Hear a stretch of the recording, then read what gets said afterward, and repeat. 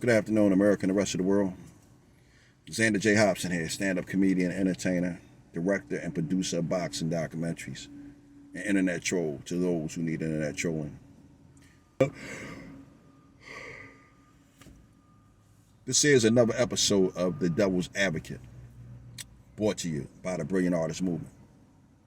Folks, we're trying to grow the platform, so please subscribe, like this video, share it, and by all means, leave a comment in the comment section because I enjoy checking out the feedback from these videos that I make, as well as exchanging opinions and points of views with you all. So anyway, right, this here is a response video to the tiff that's transpired or has transpired between Sinful the P and the Sinner and the Saint. Now, oddly enough, here's two young guys. They both have the word sin in their name. And the reason why they both have the word sin in their name is because both of these young guys, believe it or not, they are a lot alike.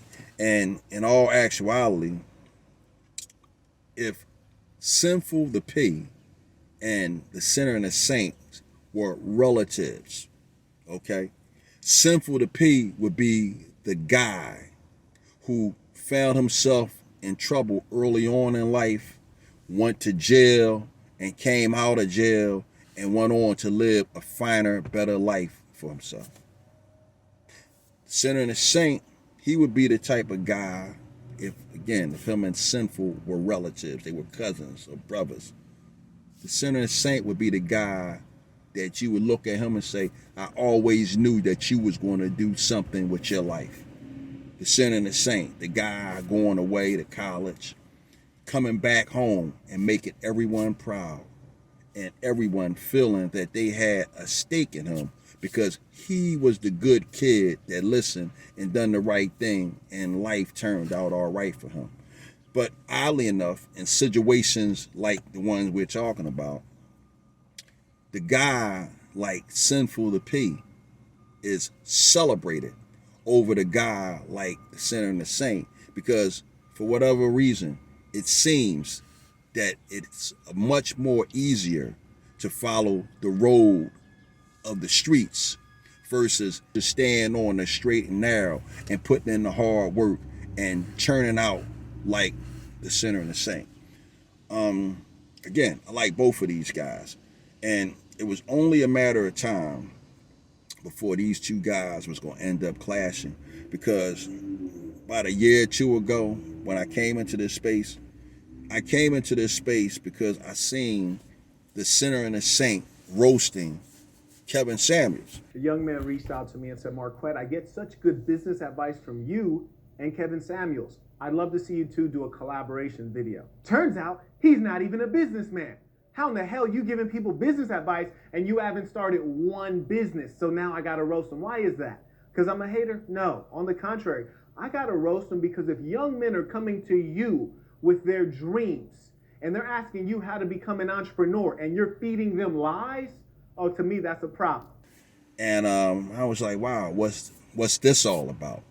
And at the time, the Sinner and the Saint had called Kevin Samuels on the carpet because Kevin Samuels had claimed to have had a business background. However, I believe the Sinner and the Saint looked Kevin Samuels up, and Kevin Samuels wasn't none of the things that he said he was. Kevin Samuels, as you all know, he didn't beef. And he took to ignoring the Sinner and the Saint. But in all actuality, Kevin Samuels didn't ignore the Sinner and the Saint. Kevin Samuels sicked O'Shea Duke Jackson on the Sinner and the Saint. I have another guy that comes into YouTube and he can't create any content on his own. So he does so by hating on other people who are clearly much more talented and better than he is. Like, you know, he hates on Kevin Samuels. He hates on Alpha Male Strategies. He hates on Steph's Code. And, you know, this guy is one of those dudes that's trying to be, you know, I want to be Mac, but really, he's a wannabe. Well, he's just whack. And the Sinner and the Saint gave O'Shea Duke Jackson a bloody nose for his troubles. Yeah. And let us end this. Let us end this just looking at his pitiful face right here. This is the face of a man who has just been bodied. This is the face of a man who is a sick pervert. A man who beats women. A man too stupid to get into medical school anywhere in the West. A man who has been convicted of committing illegal acts on this soil under the influence of drugs. A man who's a wife beater, a man who's a child molester, a man who's a transvestite sodomizer. A real pervert. Now, you got the gall to talk about me? Boy, I should give you some justice. Now, I was listening to Sinful the P discussing the sinner and the saint roasting O'Shea Duke Jackson. And Sinful the P was talking about how O'Shea should have asked him to ghostwrite for the roast so that he could have gave him some material to battle the sinner and the saint. Well, we're all on YouTube, and a lot of YouTube content creators watch other YouTube content creators to pick up tips, but particularly to see what's being said and if anyone is saying anything about them. So when the Sinful the P was talking slick and greasy about the sinner and the saint, we all know it was only a matter of time before the two clashed. Now, as I listen to Sinful the P and a bunch of other people talking about the sinner and the saint's roasting of O'Shea Duke Jackson, one of the things I heard them guys say was the sinner and the saint lied on O'Shea Duke Jackson during the roast. And I'm thinking to myself, well,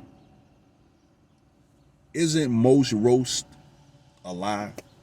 Most of the times, right, when people roast, people rarely roast with the truth. And if they do roast with the truth, there's always an extreme exaggeration in order to invoke laughter. So I don't see where the sinner and the saint really did anything that was too bad. Because again, when it comes to the spirit of roasting, often enough, things are said for the sake of humor that aren't true. And let's look a little bit deeper, right? Whenever people roast, right, we roast each other's mothers and fathers. We all can remember being kids, being in school, when somebody roasted the guy with the father who was an alcoholic, the mother who was a drunk, the grandfather who was stupid, the brother who couldn't talk. All of that, that's fair game. So the fact that the sinner and the saint was able to pull up some documents on O'Shea Duke Jackson's father, hey man, that all came with the territory of roasting. It's like Sinful the P. Sinful the P is my guy. And I listen to Sinful the P often enough until I can't take him no more, that I go take a break from him and I go back. But I said that to say, when Sinful the P was roasting Charleston White, I was new to Charleston White at the time, and I really didn't know what was going on. I just tuned into an episode of Sinful the P, and I heard him talking about Vlad being a pimp, and I heard him talking about somebody named Charleston or whatever. I didn't realize that he was actually just roasting the guy. I'm just listening to the story saying, damn, how he know all of that? You understand? But at the end of the day, none of the things that Sinful the P said about Charleston White was true. Just like the sinner and the saint said things about O'Shea Duke Jackson that wasn't true. So, this is what I was thinking about, right? But at the end of the day, right, we talking about the roast. Who do you think won the roast between the sinner and the saint and Sinful the P? Now, the sinner and the saint came out with a lot of stuff about Sinful the P that's pretty much public knowledge. We know that Sinful the P been in jail. We know that he got arrested for pimping and being, doing something with an underage. We know all of that. All right, that's been covered. One of the things I will say, I don't want people to think that I'm signing off on guys who mess around with underage girls, and I'm damn sure don't sign off on pedophiles. But I will say this, for the sake of Sinful to P, the one redeeming thing that he got going on was the cops didn't even know the girl was underage. So at the time, if the cops didn't know that the girl was underage, hey man, it's easy to say that a 23-year-old should have known that. But guess what? The man was 23 years old at the time. And we talking about a 23-year-old brain versus a 38 or 40-year-old brain. Big difference between the two. But the main thing I want you all to take away from this is this. When a person commits a crime, they are charged and arrested. They are tried and convicted. They go to jail. They serve their time. They are released.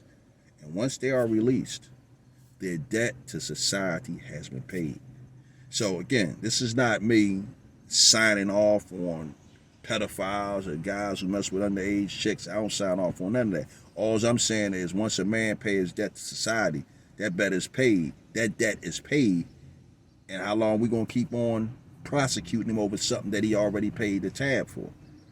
So that's what I was thinking about, right? But what I wanna say in summing this whole video up, right? If you're asking me who actually won the roast, right? I'm gonna say that Sinful the P won the roast hands down. I really didn't see where the sinner and the saint done or said anything that was so monumental that I was it was earth shaking. Sinful the P, he done his usual Sinful the P thing. But at the end of the day, I just think that Sinful the P is a better entertainer than the sinner and the saint. The sinner and the saint is an informative guy. He has a lot of good, solid knowledge. But at the end of the day, when it comes to the roasting, the sinner and the saint can't do anything with Sinful the P. Sinful the P got him hands down. So, this is what I'm thinking about. I'm going to wrap this video up by saying I do believe that the sinner and the saint does have a degree of street creds. He has some boots on the ground experience out in the main streets of America. And the reason why you got to give the sinner and the saint some street creds is because the sinner and the saint is a black man in America. And it ain't a black man in America that don't have some degree of street creds. And guess what?